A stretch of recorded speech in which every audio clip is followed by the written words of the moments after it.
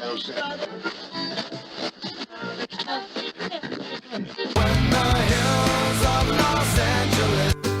Angeles, I'm and most Hollywood nights. She comes to California, oh, California. What you say about Los Angeles? LA got the people saying,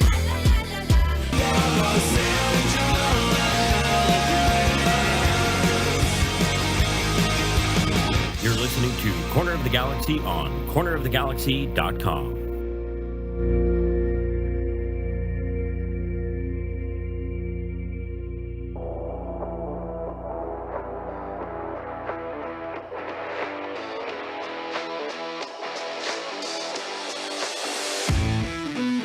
It's time for another episode of Corner of the Galaxy from the Box, the show that gets you behind the scenes of the LA Galaxy and into the minds of soccer reporters and MLS experts. Your hosts for the day are Corner of the Galaxy's Josh Guesman and LA Times soccer reporter Kevin Baxter. Let's start the show. Hello, everybody, and welcome to Corner of the Galaxy from the Box on cornerofthegalaxy.com. I'm your host, Josh Guesman, coming to you on a Monday, September 12th. LA Galaxy coming off of a 1-1 draw with Nashville. It was interesting.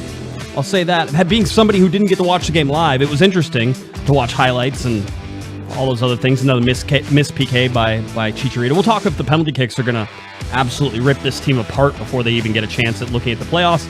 We'll look at the playoff picture. Galaxy getting ready for Vancouver coming up. Greg Vanney talking after the game in Nashville and ahead of this game in Vancouver. So we have two different places we can sort of pull some quotes fun if we need to help us do all that and to get us ready for this. He's back and in action and probably better than ever, although who really knows? It's Kevin the Panda Baxter. Kev, how's it going, bud? Playoffs? We're talking about the playoffs?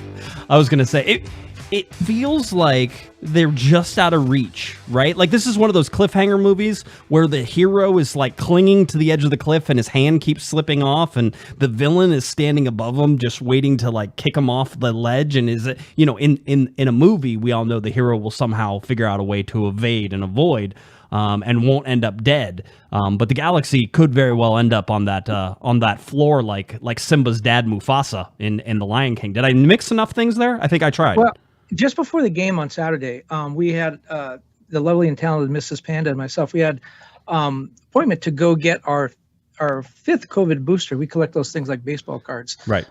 And she's the lovely and talented Mrs. Panda. If you don't know, she's from Puerto Rico, which is a place without any clocks or any sense of time whatsoever. So she's late for everything. So I made the appointments. They were very hard to get. They were 12:15 and 12:30. At 12:10, she gets in the car and says, let's go. And the GPS says we're going to get there at 12:25.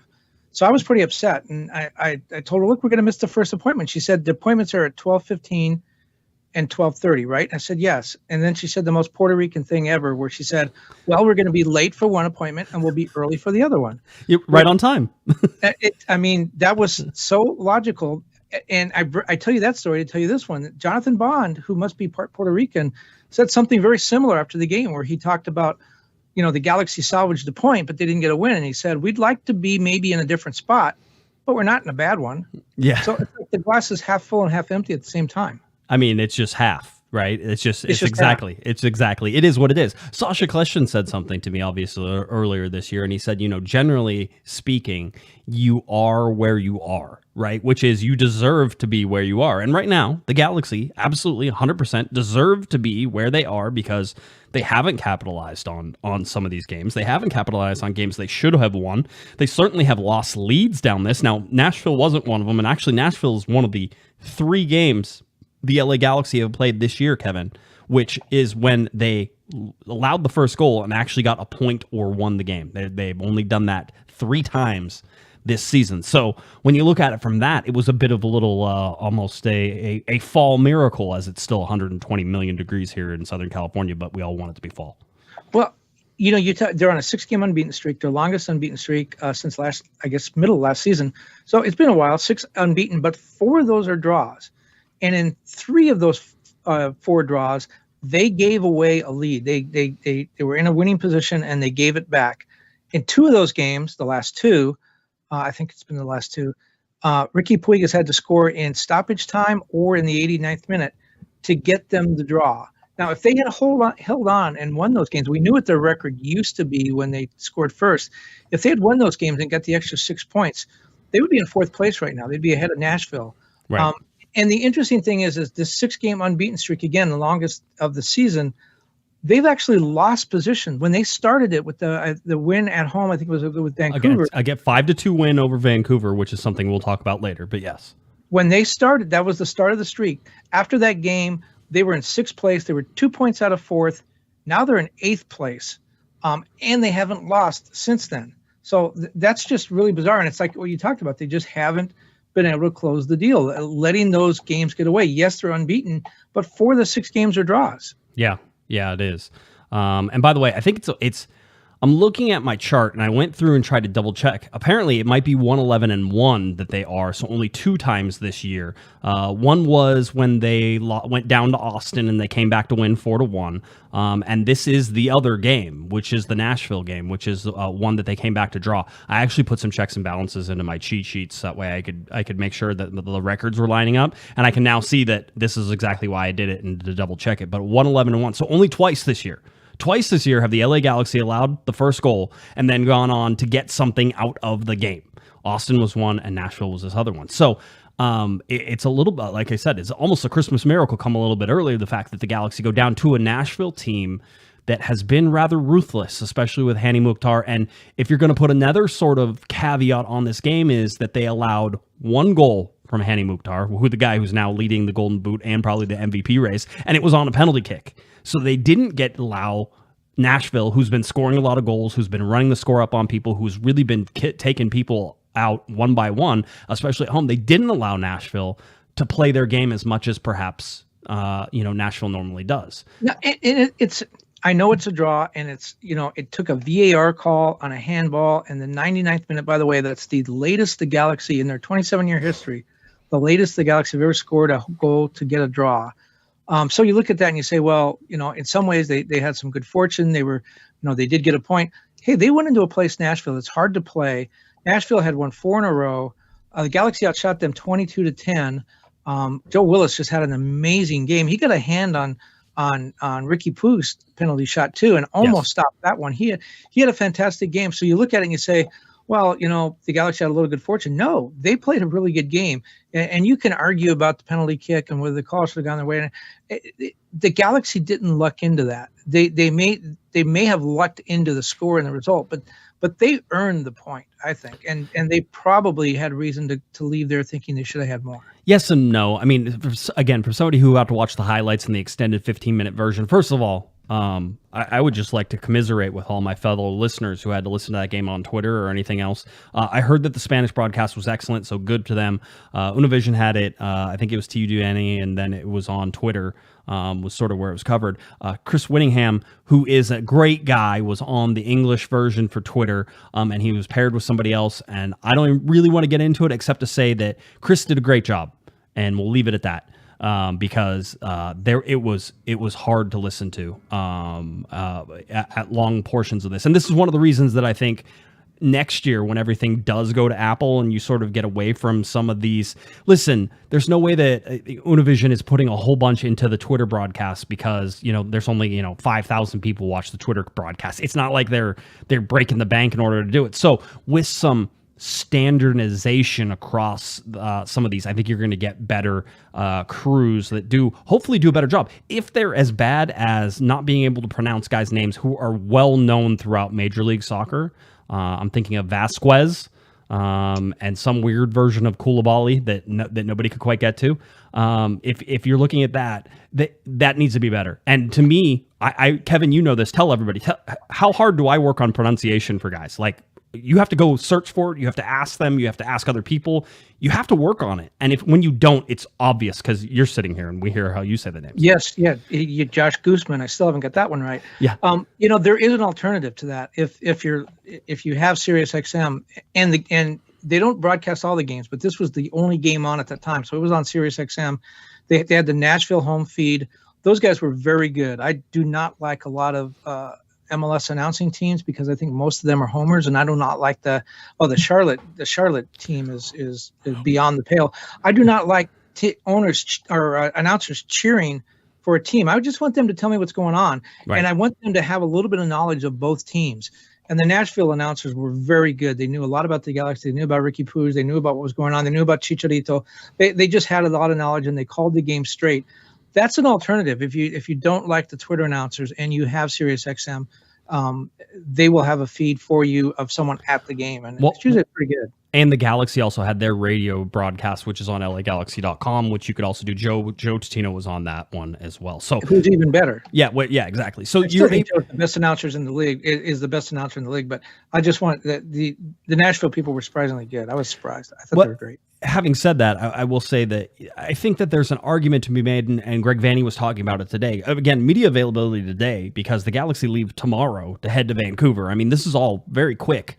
When you look at this. And so Saturday in Nashville, back, regen on Sunday. I think they trained on Monday. They trained today. They trained this morning because Greg was out there. They will get on an airplane tomorrow afternoon and fly to Vancouver, same time zone. So that helps out a little bit. But this is a tough trip. I mean, they're going to a foreign country. They have the language issue, and they have the different food, and they probably drive on the wrong side of the road there, right? Everything is going to be different going on this foreign road trip.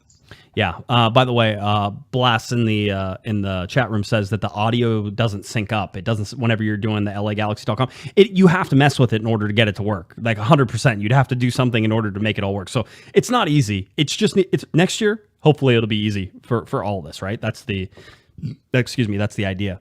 They do have bears in Vancouver. Lots of bears. Big bears. It's a dangerous trip. The language, the food, the bears. Bears. I'm sure that's something you have to worry about.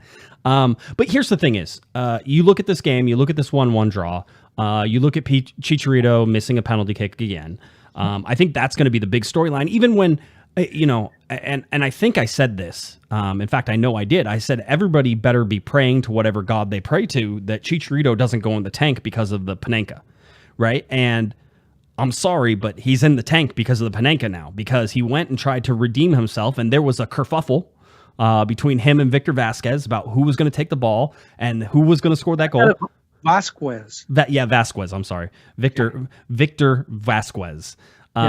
Yeah, so Vasquez and Chicha get into it a little bit. And listen, I don't worry about that stuff. That stuff gets handled and it's over. But Chicharito is going to lose the trust of his teammates if he continues to ask for the ball and miss. And listen, Riqui Puig got lucky too. I mean, that he put it away, but it went in. I think Kevin, you were saying, oh, well, Nashville almost got a hand to that one. They did get a hand to it as a matter of fact, right? And I said, yeah, I've seen that before, especially in the Sporting Kansas City game where Jonathan Bond got a hand to a ball that still went in the back of the net. It doesn't matter as long as it goes in the back of the net. But the big deal here is this. Chicharito was a guy who was scoring goals for fun throughout the last 6-7 games, was putting them in bunches, was scoring goals, was taking PKs at sometimes, was making those PKs, was scoring goals from the run of play, was doing all the things that you wanted him to do. He has been the MVP of this team. It's hands down Chicharito. Now, perhaps if Riqui Puig came in at the beginning of the season or even a little bit earlier than he did, you could sit there and make an argument right now because in the last 4 games, Riqui Puig has been the MVP of the LA Galaxy. Right.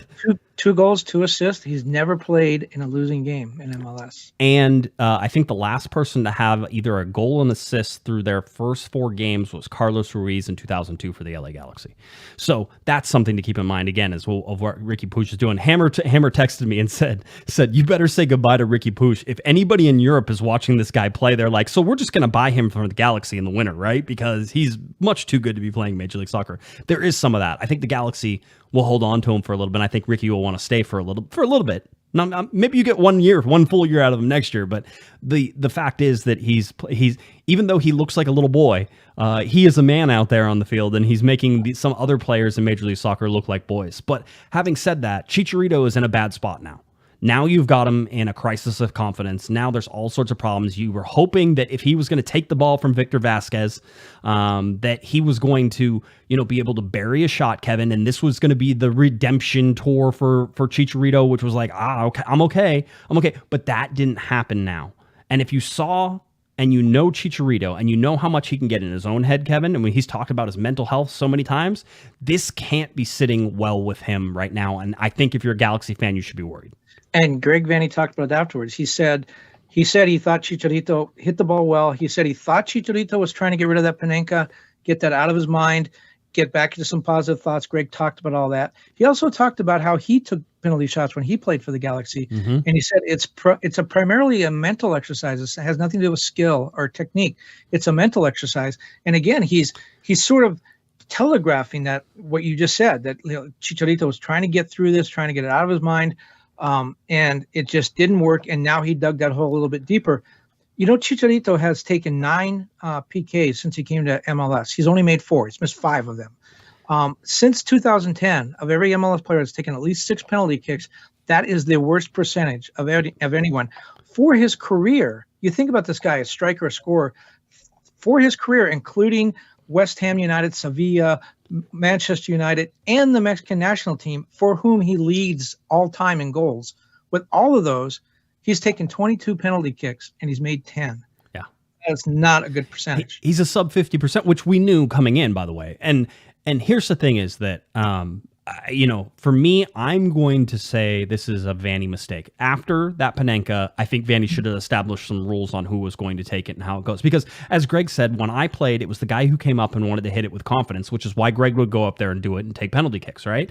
As a high school defender, I used to take penalty kicks all the time for my teams because I was like, I know how to hit a ball between 2 posts from 8 yards away. I can make that happen. This, again, it's a mental thing, but if you think it's easy and you want the pressure and you're there, then it says Chicharito, and we talked about this whenever he missed the Panenka, is changing your mind during a penalty kick is so dangerous. In my opinion, I'm not a high-level soccer player, but changing your mind, you have to be so skilled to be able to change your mind or adapt to what you see the goalkeeper doing whenever you're doing it. And to me, it adds a layer of complexity that doesn't need to be there. Pick a side, hit it hard, and put it in a corner. Well, and here's another thing, talking about getting in his own head. One of the Nashville players walked behind Chicharito just as he was preparing to kick and said Panenka, which, again, they know, the opponents know that this guy, you can get in his head easily. I'm not saying that had anything to do. I don't even know if Chicharito heard him. Right. But you could, if you could read lips, you could see the guy go behind him and just say Panenka. Right. Then Chicharito winds up missing the kick. Well, now Greg today, he was asked about the penalty kicks again. Greg was sort of talking about how he used to take them and all this other stuff, and he was going through it. Says that he has provided clarification on the penalty kick to the guys, right? That has happened. Probably should have happened after the last game. It happened after this game. It has now been. So what is the clarity? Well, I don't know. Obviously, he's not going to tell us. I mean, that's one of those secret things that you say. He goes, but as Greg was talking, he goes, there are veteran guys who are out there who can take these. And so he's like, Victor's out there. Victor Vasquez can take them. If Sasha's out there, Sasha Kleshin takes them for the LA Galaxy, right? Those type of things. Dayon actually has a very good penalty kick taking record as well, right? And he wanted that last one. Yeah, Douglas Costa has a good penalty kick record, actually. So that's something to think about as well. So there are guys who have good penalty kick records, who are veterans, who are not going to shy away from the pressure that's coming. And I'm not going to say it's a pressure thing with Chicha. I just think it's overall, he's not a good penalty kick taker. It's a mental game he can't master, which is fine. But know your limitations. That was the big mistake there. And I think with Riqui Puig's kick, too, that was not a good kick. He did get it. I mean, it did go in. I think Chicharito's kick might have been a little bit better. But the point I wanted to make about him was he stepped up. He noticed the situation and wasn't going to let Chicharito have the ball. Maybe he didn't know about Dayon, but he certainly wasn't. I guess Chicharito wasn't even in the game at the end, right? But Riqui was going to take that shot because he wanted someone to step up and win the game. I say all that because with a lot of these European players, especially you're already talking about Puig, probably winding up going back to Europe. A lot of the big name European players, you see them come over here and it's as if they don't really care about the results. They don't really care about the games. There was something that happened earlier in that game that kind of showed me that Riqui Puig might be a little bit different. Riqui Puig.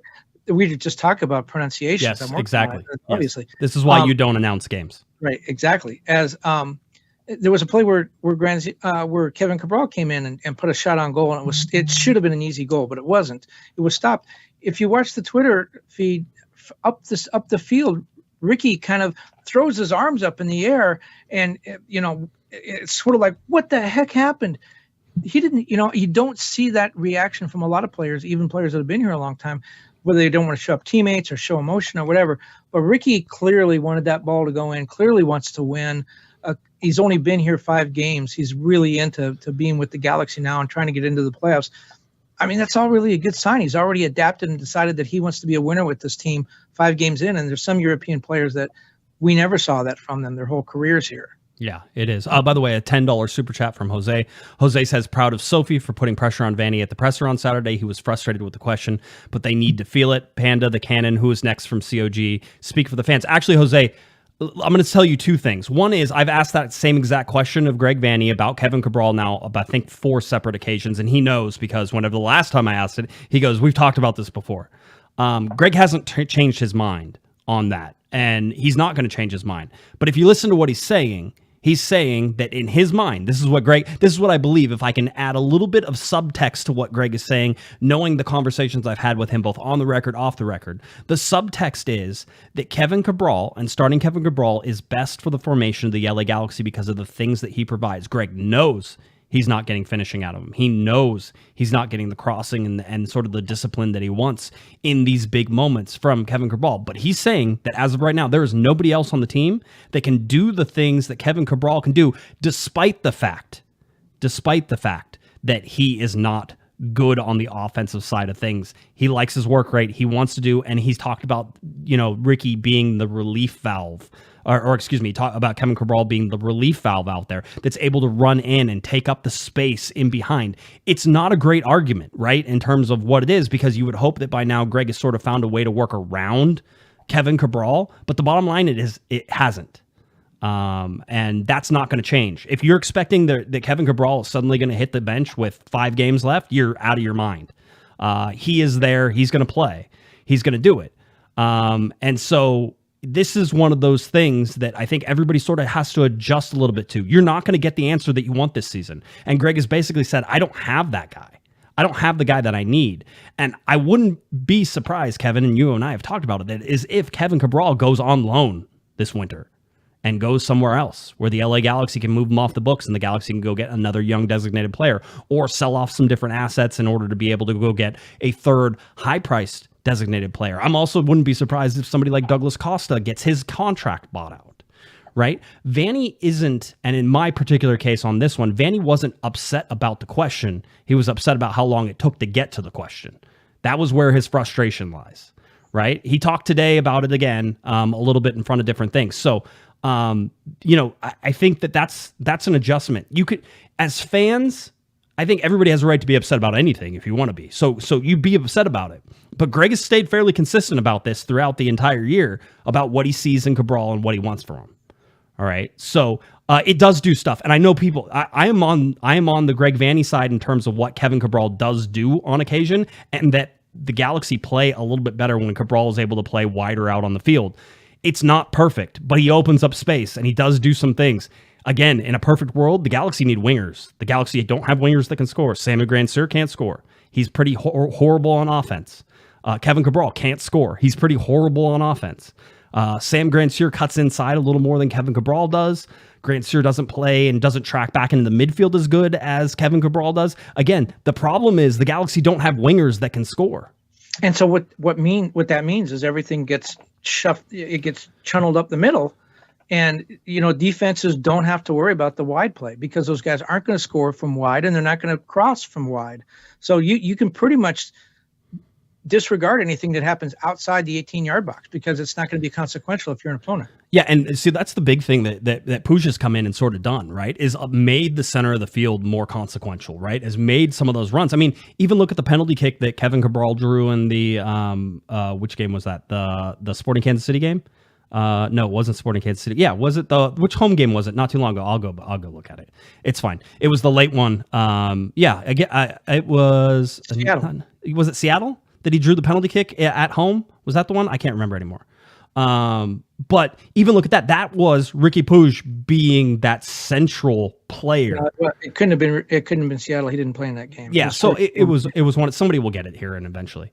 And so, the whole thing. Yeah, I mean, listen, I don't disagree that bringing somebody like Johnny Perez or bringing in Cameron Dunbar might be the option. Greg Vanney doesn't think it, but Johnny Perez is also injured. So Johnny Perez had knee surgery. Johnny Perez ain't coming back this time this year, right? So I think that they have guys who can play in the center like Daniel Aguirre. But again, center, who else is the wingers? Where are they going to find them? And if it's Cameron Dunbar, then you got to call him up and recall him from G2 and get him up. I think it's the biggest focus piece in the offseason for the LA Galaxy, but that's not getting fixed this year. The Galaxy wanted to finish out their defensive midfielder and that central attacking midfielder and be able to sort of get that right backup that they got in Caceres, who started in this game, right? So this is what I'm saying is there's ways to try to do this, but it's not like you can play Julian Araujo in place of Kevin Cabral and all of a sudden it solves problems. I've yet to sort of figure out a way that you can't get what Vanney's trying to get without putting Kevin Cabral on the field. That's going to be the way it goes this season. There's no changing that. Kevin Cabral can't go anywhere, and if you put him on the bench, the Galaxy get worse, not better. Look at what happened whenever they played the Four Diamonds.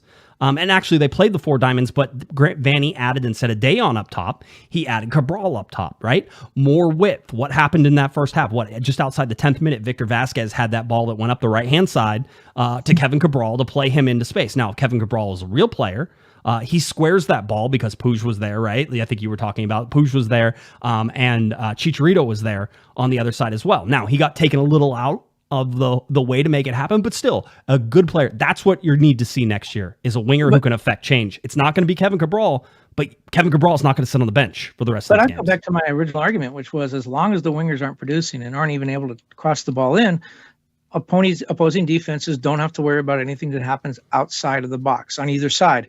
Go back to the beginning of the season when the Galaxy were arguably playing their best soccer of the year, and what was going on, Raheem Edwards was coming up and delivering crosses from the outside the box, from the wings. He wasn't a winger, but he was delivering crosses from there, and he had a lot of assists at the beginning. Yep. And defenses had to back off a little bit. They couldn't clog the lanes the way they are now. And now they just have to look at what's going on right in front of them. They don't have to worry about what's coming from the outside. And until it's just like a basketball team, if they can't make the 3-point shot, then the opposing team can just congregate around the key and take that away from you. The Galaxy are that kind of team. If they're not going to be able to shoot from outside, all you got to worry about what goes on in the paint. That makes it so much easier to defend if you're an opponent. So in this one, we got Caceres playing out on the right-hand side. Araujo actually sat. So Vanney talked about this in the postgame and sort of was saying, hey, listen, there's guys I needed to sit, guys I needed to give a rest a little bit. If you're reading that between between the lines, there were a whole bunch of guys on yellow card watch.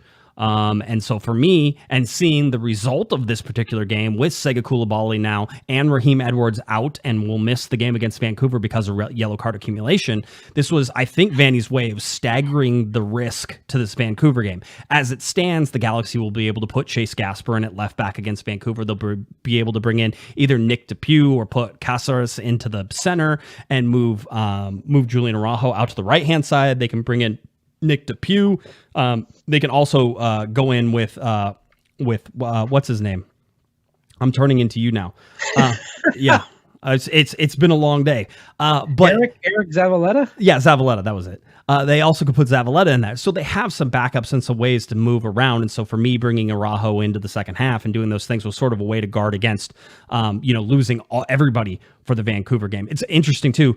Julian Araujo is on the cusp of having 100 MLS appearances, but he has to play in every single game from here on out. So if he gets a yellow card accumulation and misses it, he will finish the season with 99 MLS appearances in the regular season, right? And there's a good chance, as we've seen with rumors swirling and everything else, that Julian Araujo doesn't come back next year. And so that could be something to watch there as well. So this is that diamond midfield. Now, the big change between this diamond midfield and the one that had, Dayon in it is basically the ability in defense to have Cabral drop back into a midfield and provide more. And as Vanney was saying, provide the numerical advantage in the center of the field, right? And still get out and be that relief valve on the outside. So Vanney sort of seems to like this. Now, I didn't think this was very effective in terms of finishing off chances. The really interesting stat that I saw after watching all this and listening to everybody who was talking about this game and sort of doing it, the Galaxy ended up with an expected goals of 2.8, Kevin, right? So, and to Nashville's 1.5. So you sit there and you think, okay, this seems like the LA Galaxy should have probably won that game just based off that. Almost 3 goals to 1.5 goals, basically almost double what Nashville had. But when you look at the actual XG chances that they got, the Galaxy had a penalty kick, which is usually 0.7, right? 2 penalty kicks is 0.7, so that's 1.4 already is just in penalty kicks. We know one of them was missed, but look at all the little tiny marks that come on here. These are little half chances. These are shots from very unlikely situations that are going to score, right? And so, yes, the cumulative of the Galaxy having all these little shots and chances is that they had a higher XG. But when you look at this tells me right here very clearly the Galaxy had very few clear-cut chances outside of the penalty kicks. That's a little worrying for a team that was scoring goals, that did have somebody behind Chicharito who was scoring more goals, right? So they didn't have the offense. I know Greg wants to say that he thinks that this game was there for the taking.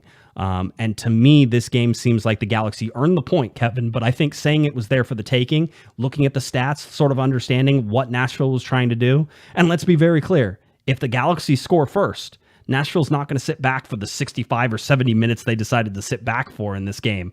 Whenever they finally got to it, they go out and they attack more. And so perhaps Hani Mukhtar is more of a factor whenever Nashville actually puts their foot on the gas. The biggest deal with Nashville for me is that they let up, that they didn't attack the LA Galaxy where I thought they were vulnerable, especially whenever the Galaxy were getting caught up the field. Well, now you said earlier that you thought 45 points would be enough to get in, and Greg said today. I did not. Please don't. I said it might be enough. I said 48 was the goal, but 45 might be enough. That's not going to be the case. Greg said today that he thinks they need to win 3 of their last 5, which would be 9 points, would get them to 49.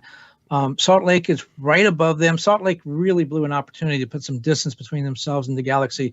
They played the worst team in the league at home in DC United and did not score a goal. It was a draw. So they could be what they would have been 5 points ahead of the Galaxy. So 2 full games ahead of the Galaxy. Instead, they're within 3 points. If the Galaxy win and Salt Lake City lose this week, Galaxy go ahead on the tiebreaker, and the Galaxy are above the playoff line. Yes. I don't know if Salt Lake, when you look at the teams immediately above them, the Galaxy at 40, Salt Lake at 43, Minnesota 44, Portland at 45. I think Portland is probably the most likely one to come back. I don't know about Minnesota. I think they're a little more solid than Portland. Salt Lake City is there, one game and that game could be at home. The Galaxy get them at home in the penultimate game of the season. That'll be a 6-point swing game. But the teams, I think Portland could come back, and the team I think the Galaxy need to worry about is Seattle. Seattle is 1 point behind them. They have one fewer game to play, but boy, they have a really soft schedule the rest of the way. We were talking about this earlier. I don't know if they're going to win all of their games, but which would be 12 points. That's a little much to ask the way that they've been playing. Right. But let me take a look at their games here. It's a pretty soft schedule for Seattle going forward, and they are 4 games that Seattle could win. They finished the season. They have Vancouver in Vancouver. They have this whole week off. One of the few teams in MLS not going to play a midweek game. Then they get Cincinnati at home. They have Sporting Kansas City in Kansas City, and they finish at home against San Jose. So they have 3 teams that are done, that are basically out of the playoff picture. Cincinnati kind of still in there in the East, but they play that game in Seattle. So Seattle is the team that I would worry about, I think, the most. And I think the Galaxy can catch Salt Lake, and I think Portland's going to come back to them. Those are the 3 teams it comes down to for me. Portland, Salt Lake, and Seattle are the teams that the Galaxy really need to watch out for. Yeah, I mean, you can play this game, but if the Galaxy won out and Salt Lake won out and Portland won out, the Galaxy would finish above Salt Lake and Portland. That's how that would work. The Galaxy have 2 games in hand against Portland, 1 game in hand against Salt Lake.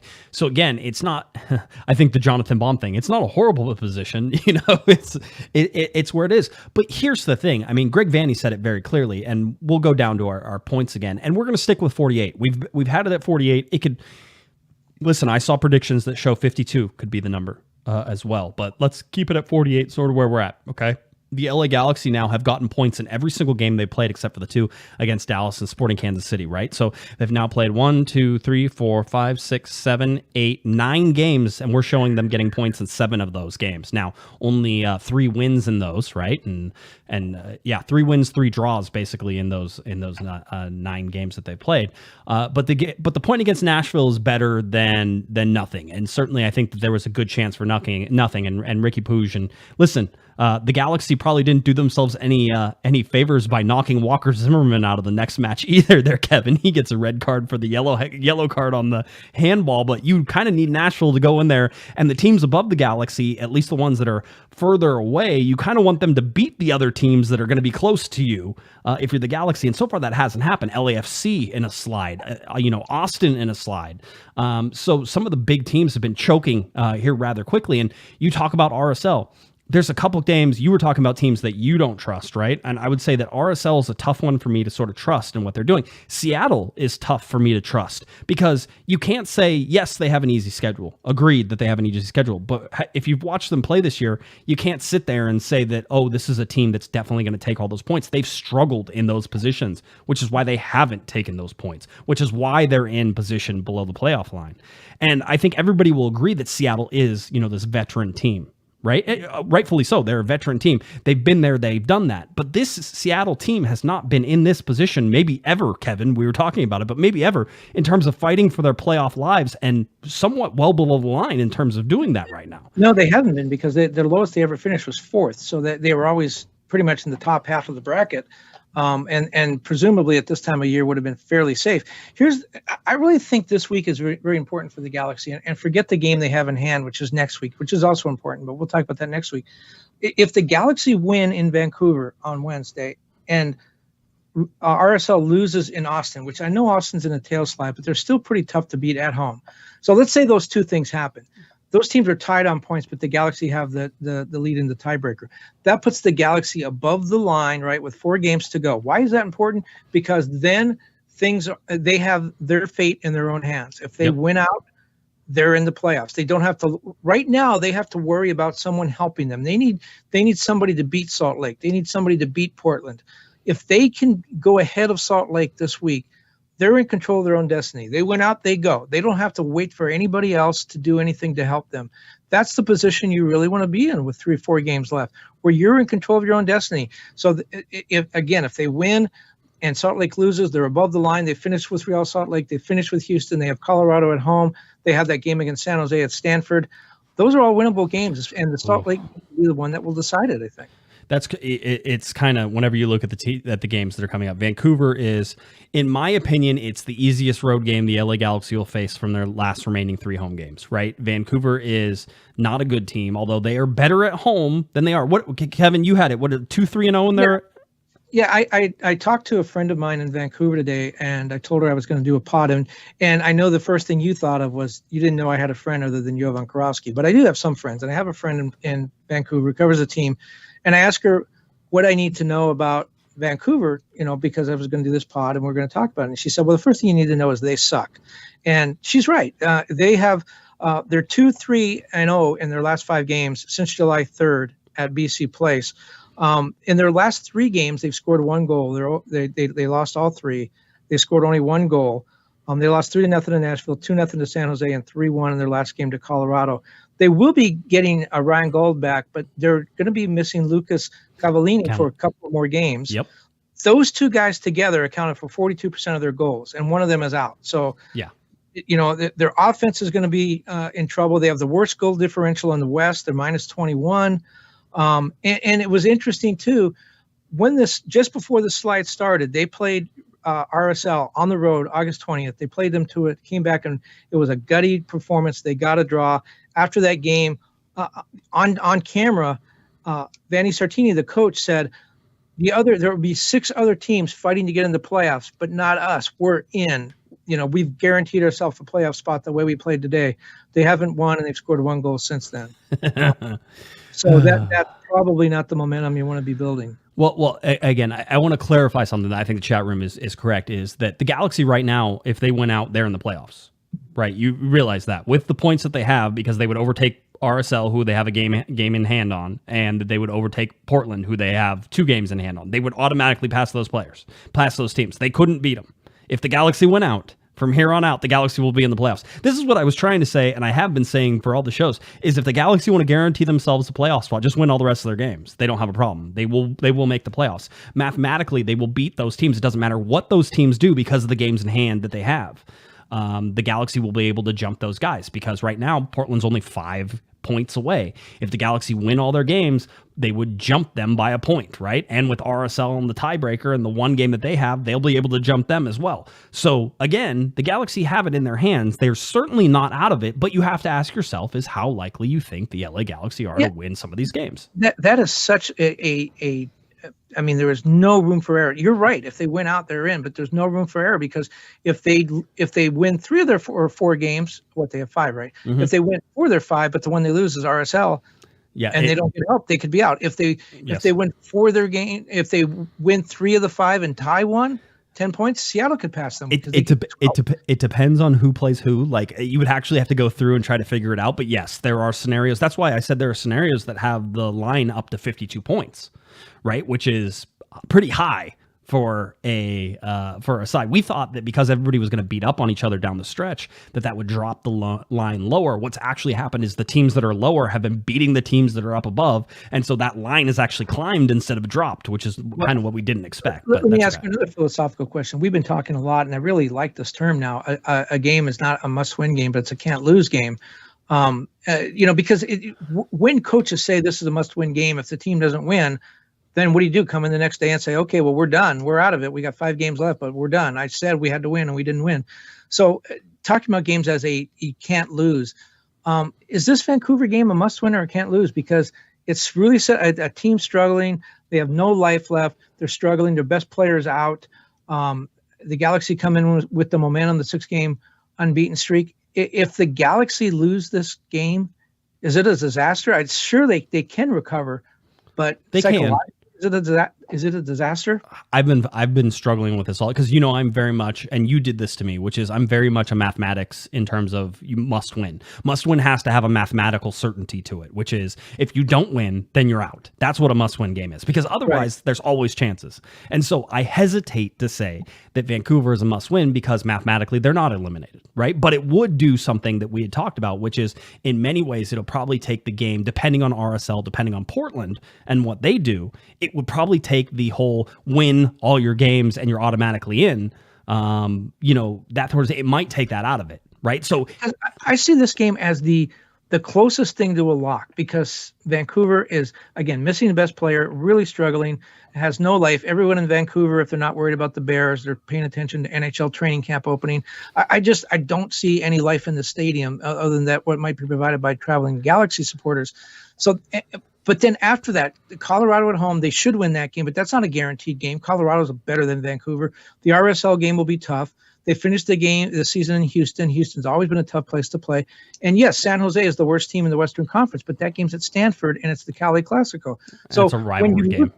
When you look at all those things, the Vancouver game is, again, the one that if they let that one get away, at the end of the season, you're going to come back and say, oh, they missed by 3 points. They missed by 2 points. Yeah. Where could they have gotten those 3 points? Vancouver. Well, yeah, but you could also go back to the games that they were in charge of recently where they've given up 6 points, basically in the last, 5 games, right? That they've had those draws basically from winning positions.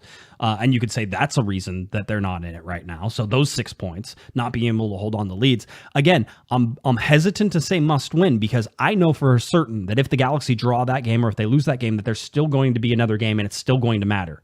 But again, depending on results around the league, you could see, I wouldn't disagree with saying that the LA Galaxy's playoff hopes are over if the Galaxy can't get, depending on what the other results are, if the Galaxy can't match those other results, right? So if Portland draws and RSL draws and everybody draws and you're sort of in that zone where you're like, okay, they drew, and if the Galaxy draw and then Seattle draws, like you have to rely on so many things where if you just go out and win this game, you're still very much in it. Yeah, the idea of taking care of business. And the Galaxy won the first meeting 5-2 with Vancouver. Yeah, they did. And it's at home, but is playing in BC Place worth 3 points for Vancouver or 3 goals? I don't think so. Yeah, but are the Galaxy good enough to put in 5 goals again? Grand Sur scored twice. When was the last time you saw Grand Sur score twice? I have all the Grand Sur, Chicharito on a PK, just in case you were remembering whether or not he could make them or not. 12th minute was Grand Sur, 20th minute was Chicha, 30th minute was Victor Vasquez, 40th minute was Grand Sur again, and Efrain Alvarez scored in the 89th minute. Those were your 5 goals that the Galaxy scored in that game. you can't trust this team. This team is perfectly capable of beating anybody on any given day. And that's more of an MLS thing than perhaps it is a sort of a sign to the LA Galaxy in terms of, hey, this team is very good. They're not. But they're perfectly capable of playing good teams and beating good teams and playing well when that happens. So, yeah, I mean, I think Patrick in the chat room says it. Your backs are against the wall. This is it. Yeah, and I think everybody can feel it. I think you want to know why Vanney was snappy after the Nashville game? It's because his back is against the wall, because he's feeling the pressure. You want to know why and you've seen it, I think, more and more from him in recent days, and certainly in the last couple of weeks, is that he's more on edge. Absolutely. I think I've said this on other shows.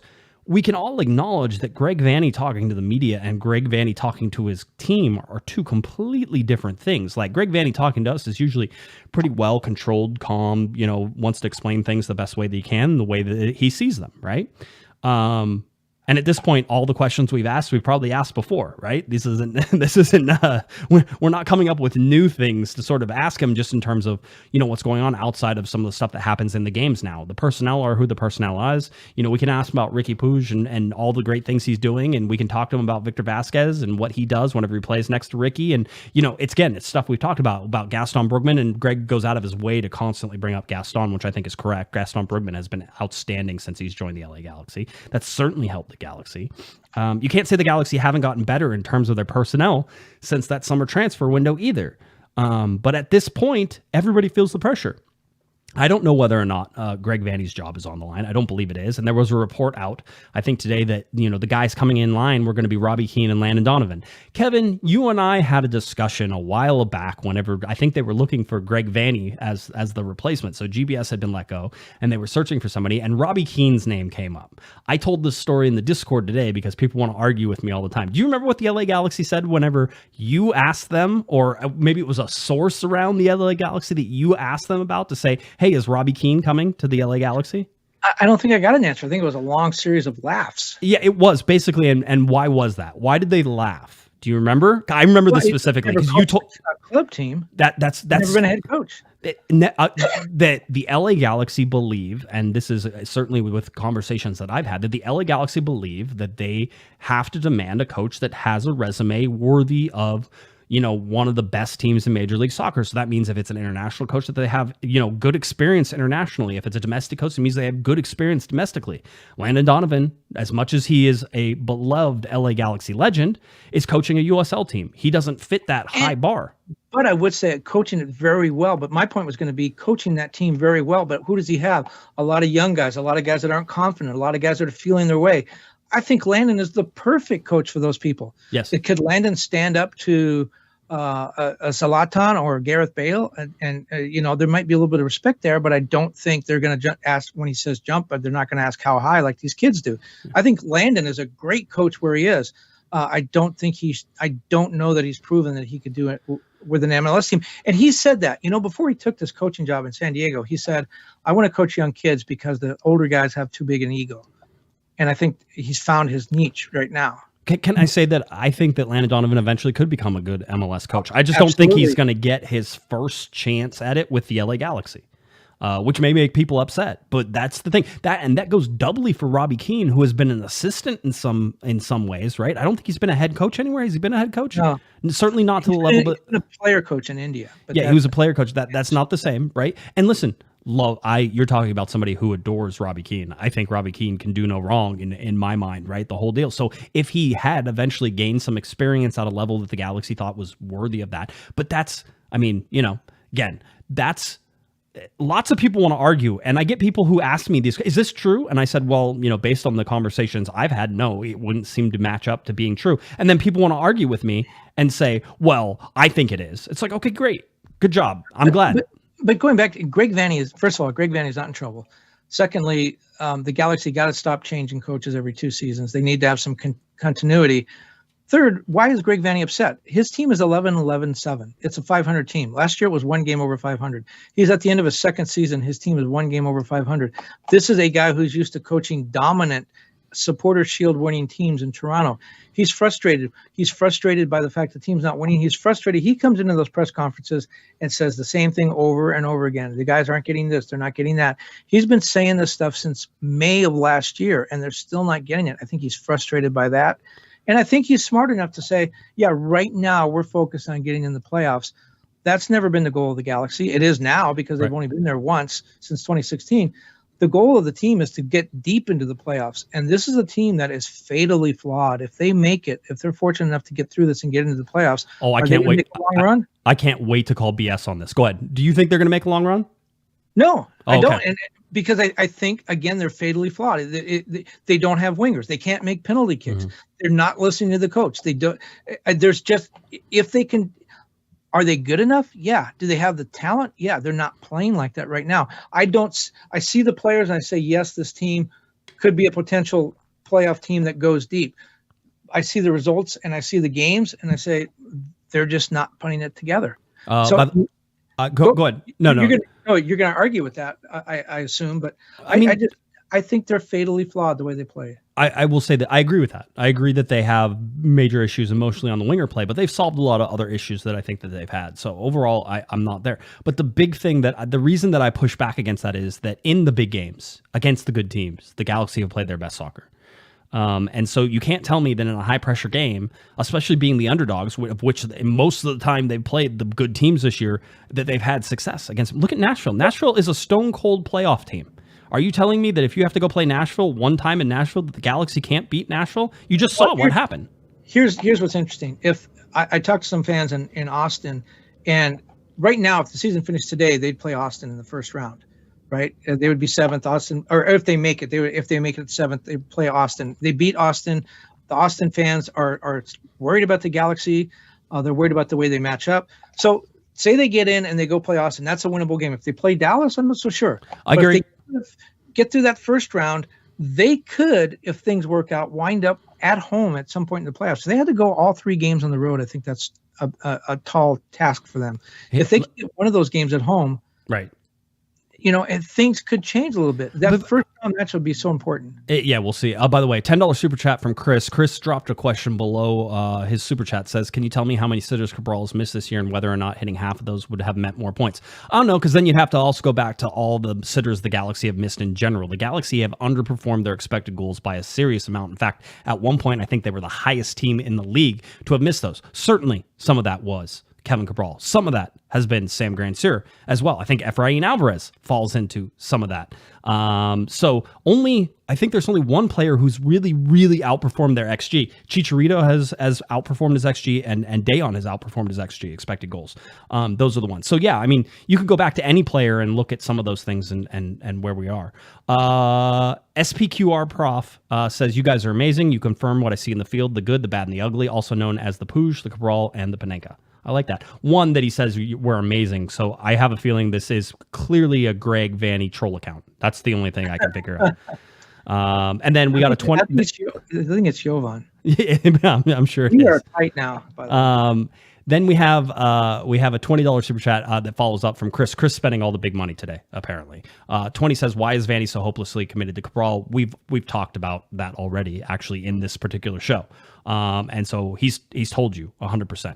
Does it say what Chris? Is that Chris Klein? No, it's Chris Klein. It's all these troll accounts in here all of a sudden. No, it's awesome. No, I mean, the bottom line is that he's committed to Cabral because he doesn't think that anybody else on the team offers what they need in that position.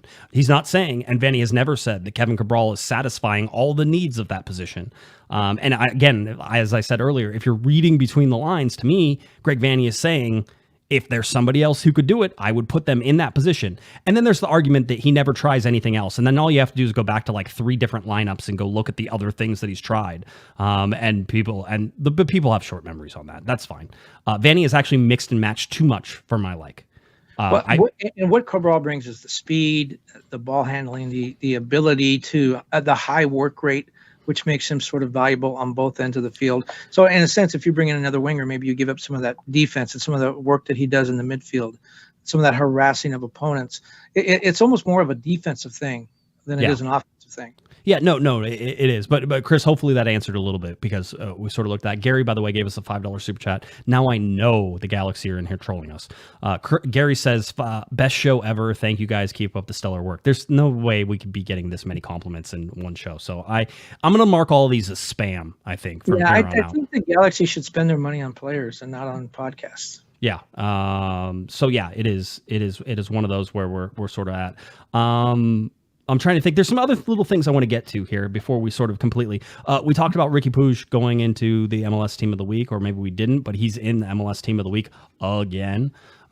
Dude was out there just doing all sorts of crazy stuff. He had a goal, 90% accuracy, 104 minutes played. Yes. By the way, we need to say, go back to that picture. Two things about Riqui Puig. No, the other picture. Well, the one I heard myself. Oh yes, that one. Okay. Only guy in MLS that tucks in his uniform top, and he spends a lot of time doing that. But when he went in as a sub the other day, he spent about half his time on the touchline trying to get his shirt and his shorts. Also, he played that game at home, the last home game when it was, 11,000 degrees, with a long sleeve shirt on. Yeah. So if you look at that picture, he's got his jersey tucked in and he's got long sleeves on. Who else used to wear long sleeve shirts whenever it was super hot? I don't remember who. David Beckham. Oh, and he always wore the beanie too. Remember? He always did. had the little hat on. Yep, he was. Well, he always wore the long sleeves to cover up all his tattoos. Remember, that's what he would do. Why get the tattoos if you're going to cover them up? Because those tattoos are for him, Kevin, not for you. How dare you? I saw most of them because we would see him in the locker room. He had an extensive collection. Some of them were pretty cool. I always think that stuff's cool. Whatever, it is what it is. I want to get to top selling jerseys. Can we just agree, Kevin, that the fact that they don't release the actual numbers of jerseys being sold in any of this is highly suspect? I can tell you why it is. First of all, this is an MLS thing. So yes. They are accountable to no one. They just make stuff up.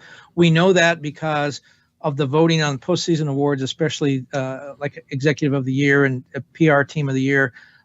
We know that. Okay, so MLS cooks the numbers. The reason they don't release the numbers is, as they say, it's MLSstore.com. So this isn't you going into the Galaxy shop before a game buying a jersey, or going to Seattle, or going to the airport gift shop in Salt Lake where they have a Real Salt Lake store.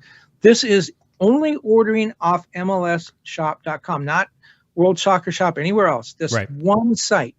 And that's where the numbers come from. And so if they say Gareth Bale has the top selling jersey, he sold 5 in the last 6 weeks. Right. That's really bad. Right. So that's where it comes from. But that's the whole deal here, is that overall they're just like, these are made up numbers because they can say they don't release the data to let you verify any of this. And we have no idea how many. Maybe Gareth Bale sold 2 million jerseys on MLSsoccerstore.com or whatever, right? Maybe he sold 2 million, or as you said, maybe he sold 5. And the fact that we don't know that is always fun. But hey, let's go through this just for LA Galaxy funness. Chicharito's number 4 top selling jersey in all of Major League Soccer. Douglas Costa is number 24, which is highly suspect. Who's buying a Douglas Costa jersey? Charlotte. This is for entertainment purposes only. Charlotte has Christian Fuchs on there, and he's got the number 2. Carlos Vela with number 3. Chicharito number 4. Let's see, Joseph Martinez, who apparently flipped over a catering tray and is not talking to his coach, and then there's all sorts of drama that's going on there. Joseph Martinez has the number 5 one there. Raul Ruiz-Diaz, Carol Swiderski of Charlotte as well. So Charlotte, those Charlotte East Coast people grabbing up a lot of those. I get that they're a new team. Yeah, that makes sense to me. Jordan Morris is on there. Walker Zimmerman, who got a red card thanks to the LA Galaxy game. So anyway, I just thought I would point that out. A couple of things about that to go back to your thing. LAFC is wearing the same flex jersey they wore last year. If you didn't get a Carlos Vela jersey last year, you're going to get one this year. Why is Vela up there?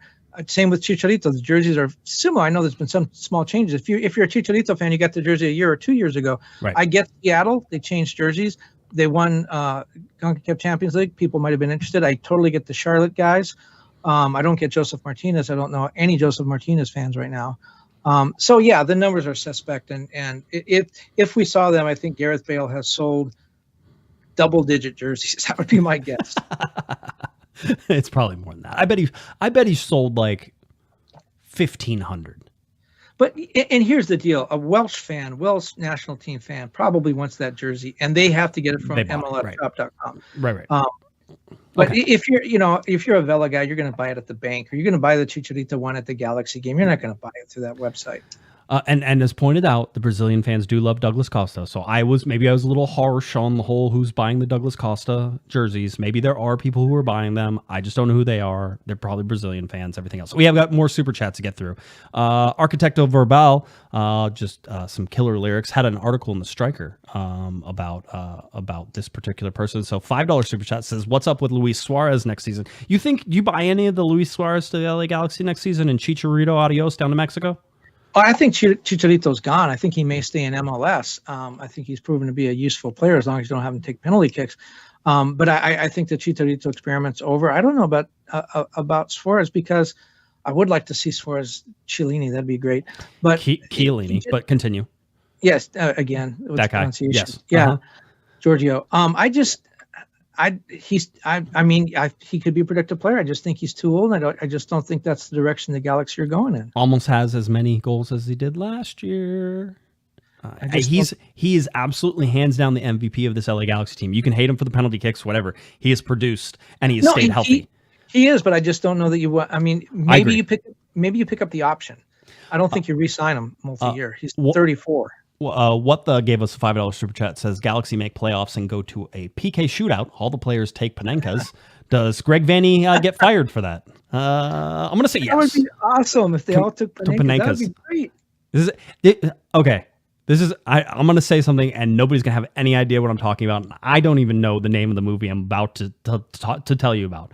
But did you ever see the women's gymnastics movie where they realized that all the judges were crazy and that like there was never pleasing any of the judges, and so like they started to pick who was going to win the one by like just going up there and like touching the balance beam and then like being done, and then the person who they wanted to win would go and do that. That's sort of what I feel like would happen like with the Will Ferrell movie. It's not a Will Ferrell movie. Somebody knows the name of this movie. It is not a good movie. I've seen it now like probably 3 or 4 times, and it's one of those stupid movies that's like on and it just stays on, and I don't know. I can't change the channel, whatever. It's not a good movie, but somebody knows. Somebody somewhere. Twitter, anywhere. Please validate what I'm telling you, right? Because one of the girls gets in trouble. She has a deduction for showing her bra strap, right? This was in the movie, and they're like, this is ridiculous. She was the best one, and like, so they stage a revolt, right? And so that's what I imagine with all the Panenkas. The whole deal. By the way, Arquitecto Verbal, $2 super chat says, I've never seen a Costa jersey at the digs. So see, it's not me. Yeah. You go to a game in Brazil, though. I bet you see a lot of them. Yeah, I'm sure you do. By the way, speaking of movies, I watched Pink Panther last night. That was made like 15 years before you were even born. Yeah. Have you seen the Maverick Top Gun? Have you seen that? No. It's a lot of fun for somebody who loves Top Gun. And by the way, totally another commercial for like the military and the Navy and all the things, which is why they gave them access to all the planes. It was what happened the first one. This is the same one, but it's still a ton of fun. It's like a sport. It's like one of those sports buddy movies, only they have jets instead of baseball bats. It's kind of like Major League with warplanes. Dude, you should see people trying to figure out what the name of this movie is. It is not pretty. Josh, what on earth are you watching, says Paul? I think it's called Nadia's Theme. Yeah, right? So Garrett goes, is it an old movie? It feels like old-ish, like not like, but like maybe 10 years ago. Like it's not super old. Well, Ladybugs, it's not Ladybugs, Mike Gray. It's not a soccer movie. All right. When did you stop smoking weed? Because that would be it. that would be whenever. I don't think how it goes. But anyway, so somebody will eventually figure out the name of this movie, or I'm going to search the internet until I find it to prove that I wasn't wrong. Maybe it was like a made-for-TV movie. Maybe I don't know. It's not a Hallmark movie. I'll tell you that. So anyway, okay. You know what? Stephen Wright does a routine where he goes to the video shop and tries to rent a movie and the guy finally determines it was his dream. The movie that he's talking about was his dream. Maybe he was a dream. I was dreaming that this movie exists. No, it is. Stick it. I think I know the movie, but be wrong. But isn't it Stick It? I believe it is Stick It, and I will look it up. Thank you very much, you wonderful, beautiful listeners that are here on our live show. Stick It is the name of the movie. I want full book reports from everybody. Go watch it. And tell me what you think. And this is a wide-ranging show. We cover all the stuff. We talk about Trainslater. We talk about Pink Panther and Top Gun. This is, man. It's everything you want it to be and more. LA Galaxy schedule coming up. We've already talked about it. Just going to tell you again. 7 p.m. Game on coming up against Vancouver. 7:08 p.m. 7 o'clock Canadian. At 7 o'clock Canadian. So it's on. What is this exchange rate right now? Does that mean the game kicks off earlier? No, 7 p.m. 7:08, Yeah, 7 p.m. is the TV start time. Spectrum Sportsnet, LAGalaxy.com. 7:08 p.m. is your kickoff time for that. Then there is a 7:30 game coming up on Saturday. LA Galaxy hosts Colorado Rapids. It's funny because Kevin, you and I will spend a little bit more time talking about this Vancouver game, and then we're going to look at this at the Colorado game once they're through the Vancouver game, like it's just as important as the Vancouver game. And it's Central America Heritage Night? Yes, it's Central American Heritage Night, correct. But look at this other thing, too, as you put the schedule up there. We didn't even talk about this. Galaxy, not the strongest road team in the world. 3 of their final 5 games are on the road. Yeah. So anyway, the jokes are coming about the movie. They're coming quick. Then it's a 7 p.m. on September 24th. Remember, that's an international break game. I don't know who's going to be gone from the LA Galaxy. I don't know who's going to be available, but bottom line is that could be a huge game as well up at Stanford Stadium on 9/24 during an international break. Galaxy will be missing some players. We already know that. I've already written this once, and I think Tato Martino has to call Chicharito up. These games, the send-off games, are in California. It's not the final World Cup roster. He has no scores. Chucky Lozano got hurt the other day. Raul Jimenez is still having trouble coming back. They lost Corona. He's out for the World Cup. Chicharito's in form, just don't have him take penalty kicks. I really don't understand why Tata Martino would not call Chicharito up, and he would miss the San Jose game, obviously, if he was playing with Mexico. But, man, I just don't understand why he didn't get a call up. Just look at the guy, give him a chance. If he doesn't fit the bill, then let him go. So my point of all that rant was that the Galaxy could be missing Chicharito for that game. All right, good. I'm glad we talked about it. Eastern Conference, Philadelphia up there with 63 points, Montreal with 53, New York 50, New York City 46, Orlando with 42, Cincinnati to 42, Columbus 41, just below the line. Bruce Arenas, New England at 38, Miami at 36, 36 for Atlanta, 35 for Charlotte, 35 for Chicago, Toronto 34, and eliminated DC United, who just drew with RSL over the weekend. Now, Philadelphia now leads the Supporters Shield race by 3. Although LAFC has a game in hand. Hey, let me give a quick shout out, by the way. I don't know if I know that nobody here would probably listen to this particular podcast, but my good buddy Mark Fishkin over at Seeing Red, covering the New York Red Bulls, is over there. And they just passed a pretty cool milestone, so I'll shout out Mark and all of his co-hosts and everybody. Mark and I have basically started podcasting about the same time. We've met in person, I think maybe once. We've been on each other's shows multiple times. Mark is an amazing human being. I love him to death. But congratulations, they finally got to, I shouldn't say finally, but they got to 800,000 plays overall for their podcast. They've been doing it about as long as I have in that. So it's an amazing accomplishment in all those things. I think that's great. So congratulations. 800,000? 800,000, yes. We're up to around 53 now, right? So Mark and his friends and his podcast hosts and everybody who does it usually are, I think they're once a week, right? So we have sort of an unfair advantage. Since 2016, we have 1.7 million. I had no idea we were that. Yeah, I have not been paying attention to the numbers this year. I did it on purpose. One, because people drive me crazy and they've been pushing all my buttons. So I've tried to give myself as much of a break from doing this stuff as I can when I'm not doing it, right? So please, I spend all day on an LA Galaxy Discord. I follow all the news. I do all the stuff. But on occasion, like all the housekeeping stuff of keeping track of numbers and all that stuff. So I looked at the numbers today. And we're up 25% on YouTube. We're up about 25% on overall podcast listens as well from last year. I know. 1.6 million, you said? 1.7 something. Yeah, the 57 I was talking about, that's the number I'm responsible for. I would also like to point out that I can only keep records from 2016 because that's whenever I started keeping records of stuff. That's when I actually owned the podcast. It came specifically to me and I posted everything, was started in 2016. So that's 1.7 million since 2016, not since 2009 whenever we started. Oh, we're blowing those New York Red Bull guys No. This is not a competition. It's amazing what Mark and those guys do. I love them to death. So anyway, I wanted to So who owned the podcast before you took complete control of it? So like we were part of the North American Soccer Network, and so I would send my podcast off to them, and they would post it, and they ran basically the show. Right? There's a reason there are two. If you go type Corner of the Galaxy in Apple Podcasts, who have been a major pain in my butt as of late, they're not posting all the shows. So if you're listening to this and you're on Apple Podcasts, hopefully that means it actually updated this time. But they're not updating for whatever reason.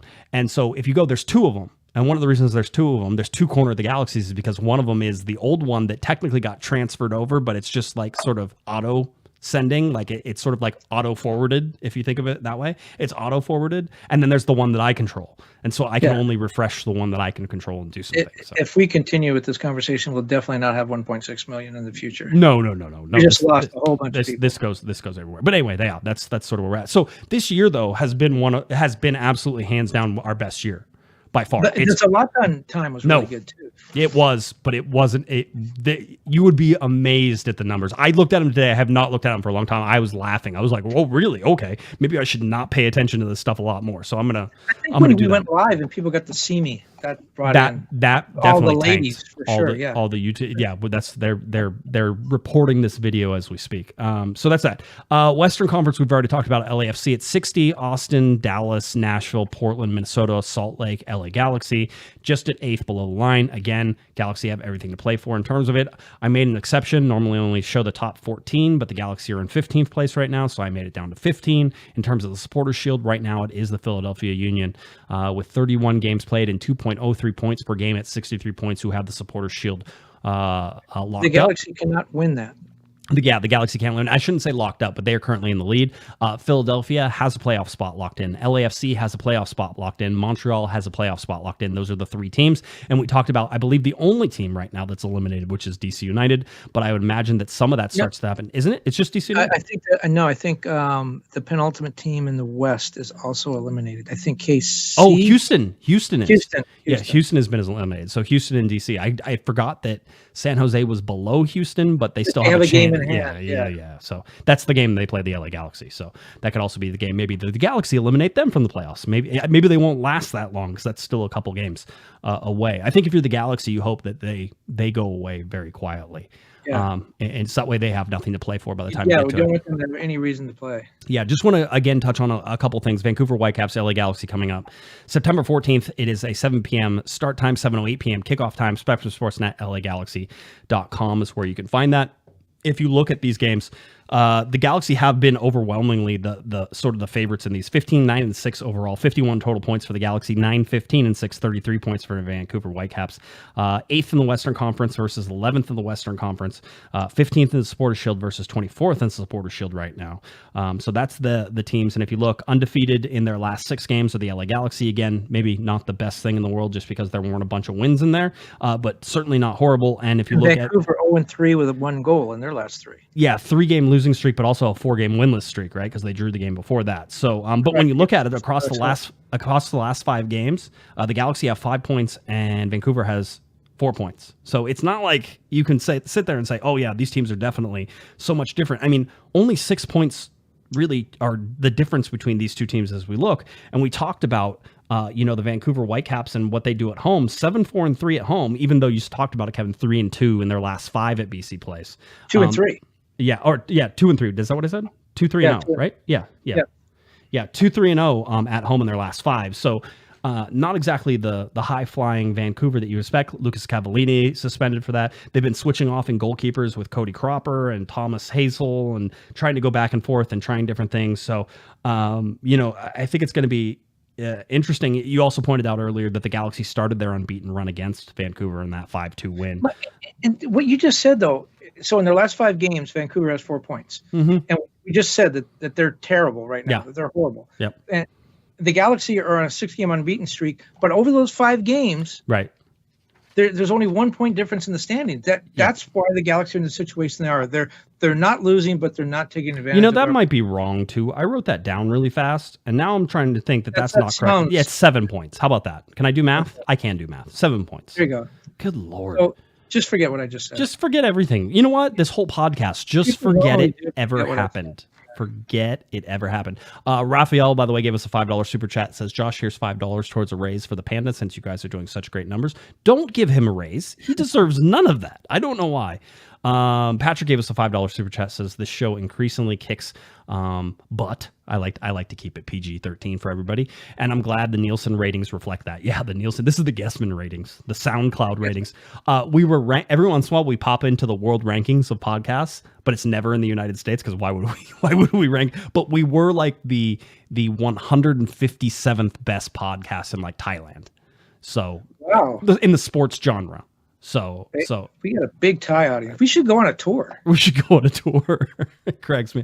I imagine that's like 7 people or something like that. I mean, there's a lot of people in Thailand. I'm not going to say that, but there's no way that we're doing actual real numbers there. To like, it's just weird. We fall into these charts every once in a while. So, but yeah, so lots of betting. That's the only reason I can sort of say that. When Raveloson was here, our Madagascar numbers spiked straight through the roof. We were huge in Madagascar. You know. The thing that we never capitalized on was our fame in Sweden whenever Zlatan was here. Yeah. We had Swedish listeners. We could have gone and stayed with people. I got offers to be like, they're like, come on over. We'll take you. We'll go out drinking. You can stay at my house. We should have gone when we had the chance and we didn't. World tour, yeah. There's still that Swedish chef on the Muppets. Yes. I'm sure that's a great representation of the entire country of Sweden. So good on you. Good on you. I liked how you started out making fun of Puerto Ricans. Slurs, yeah, and now you've gone into this, and now you've gone into I'm into honorary Boricua. So yes. Are you sure? You know, that's like me whenever they were not at all sure. Not at all sure. They don't say that. They never say that. Nobody calls you that. So I mean, this Vancouver game again, I think it's super important. It's going to be the most important game the Galaxy play on Wednesday. And then the Saturday game will be the most important game they play on Saturday, right? I mean, that's just how this is going to go. We looked at 538 and what they thought of the LA Galaxy. Again, they still think pretty highly. They think the Galaxy have a 66% chance of getting into the playoffs, and they have them at 48 points, right? So that's 2 wins. Really, if you think about it, it's like 2 wins, 1 loss, and 3 draws out of their last, 6 games or 7 games, however it was. It would match exactly what they did last year. Because and it would match exactly what they're doing right now, drawing every year. It would. So that's something to watch. They have Minnesota, in there at 85%. I'm trying to go down. Portland is 63%. So they actually have Portland below the LA Galaxy in terms of chances to make the playoffs, and they have them sort of finishing at 48 points. But if that happens, do the Galaxy have the tiebreaker on Portland? We'll watch that. And then Seattle at 45 points. They think that Seattle is not going to get to the level that the LA Galaxy and Portland are going to get. And then Real Salt Lake is in there, and they think they're going to finish with 48 points. Right now they have RSL at 48 points, Portland at 48 points, and the Galaxy at 48 points. That's kind of what happened last year. I mean, there was a big bunch there, and it came down to the tiebreaker. Ooh, it's going to be good. And it also came down to that goal in stoppage time, remember, in the poor officiating decision. And that's why the Galaxy can't afford to drop more points, that they should earn. Right. And that's where this Vancouver game comes in big. It should be a 3-point game.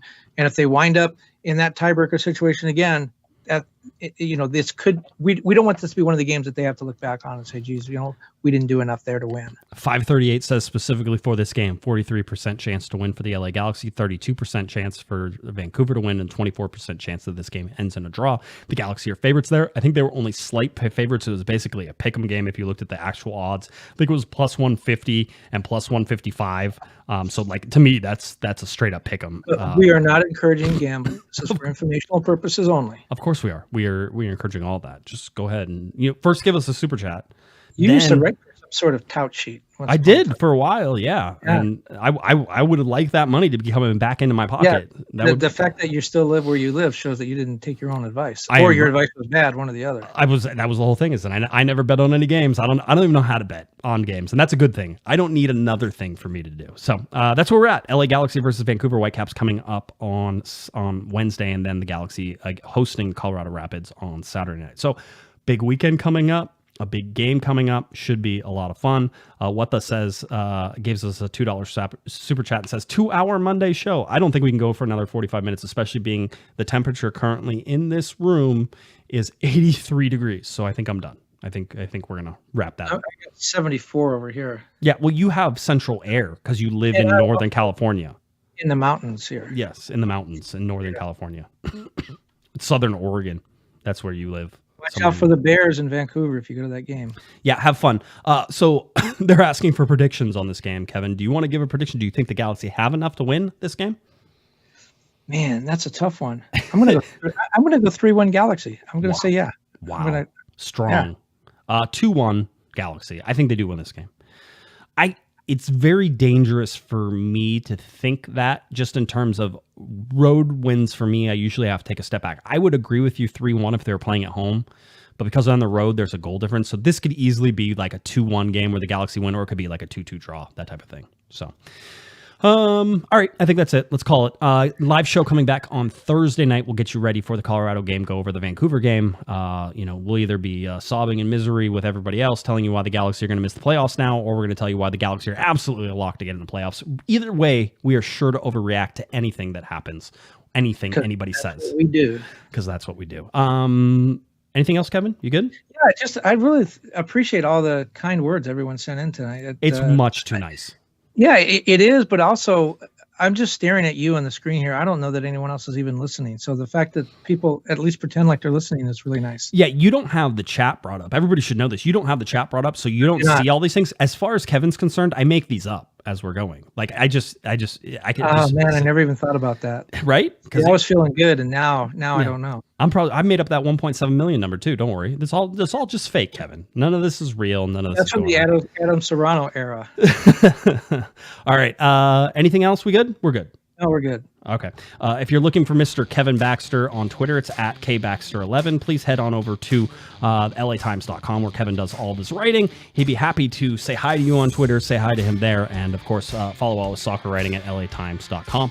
If you're looking for me on Twitter, it's at jguesman, JGUESMAN, and of course, at Galaxy Podcast. Head on over to cornerofthegalaxy.com, head to our YouTube channel, head to Spotify, SoundCloud, Apple Podcasts if you must, but if they're not updating, look for it somewhere else. YouTube is a good place to go for that. Of course, you'd have to get there to listen to me saying that in order for you to go there. So however you got here, thank you. We appreciate it. All right. For Mr. Kevin the Panda Baxter, I'm Josh Pato Guesman. You've been listening. You've been watching to Corner of the Galaxy from the box on cornerofthegalaxy.com. Have a great one, everybody.